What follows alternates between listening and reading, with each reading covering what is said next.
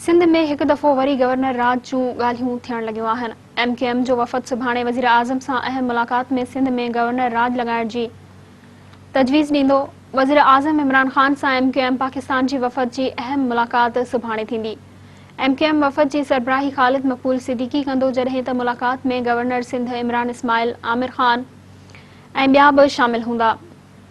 ज़रियनि जो चवणु आहे त मुलाक़ात में MKM जो वफ़द वापारियुनि सां सिंध में गवर्नर राज लॻाइण जी बि तजवीज़ ॾींदो, जॾहिं त पुलिस ऐं इंतिज़ामिया तरफ़ां वापारियुनि खां रिश्वत वठण, कारोबार सील करण ऐं गिरफ़्तारियुनि जो मामिलो बि उथारियो वेंदो।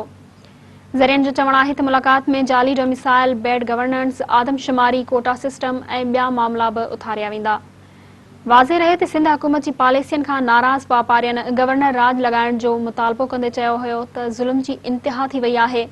वॾे वज़ीर खे वापारियुनि जे मसइलनि जे हवाले सां केतिरा ई ख़त मोकिलिया आहिनि, पर को बि जवाब नाहे मिलियो।